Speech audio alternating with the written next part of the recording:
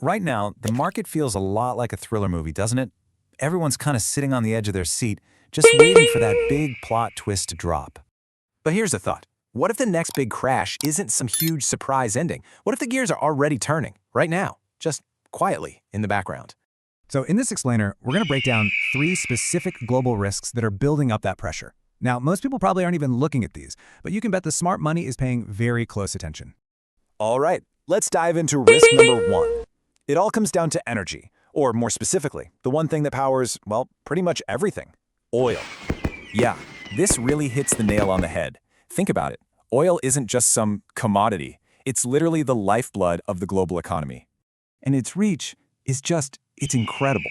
We're talking about the trucks that bring your food, the factories that make, well, everything, all the way down to the plastic in the very phone you might be holding in your hand right now. It's everywhere.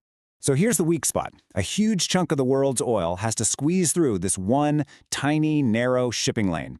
And whenever tensions flare up in that part of the world, you can feel the entire global economy just hold its breath.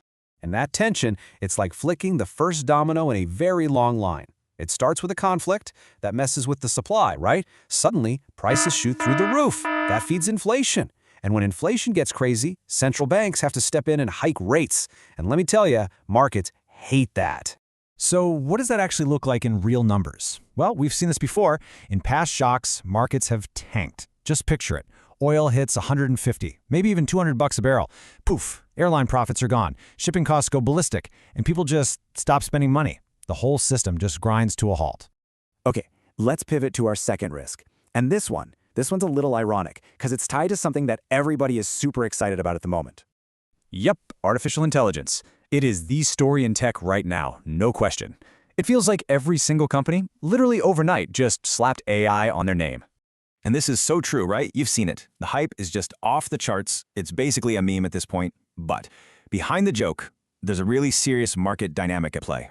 You see, whenever a hot new technology comes along, markets can get, let's say, a little too excited. And that's how a bubble forms. It's just investor excitement pushing stock prices way, way higher than what the actual business is doing. Sound familiar? It should.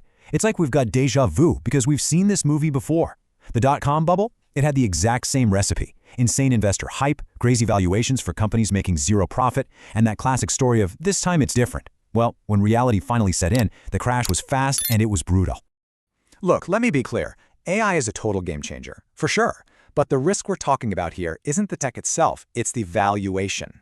If investors suddenly get nervous that these prices are too high, all that money can rush out just as fast as it rushed in. And here's the kicker.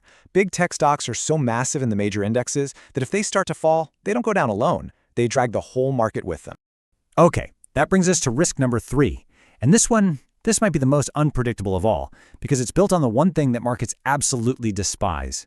And that's uncertainty. See, markets are pretty good at dealing with good news, or even bad news. They can price it in.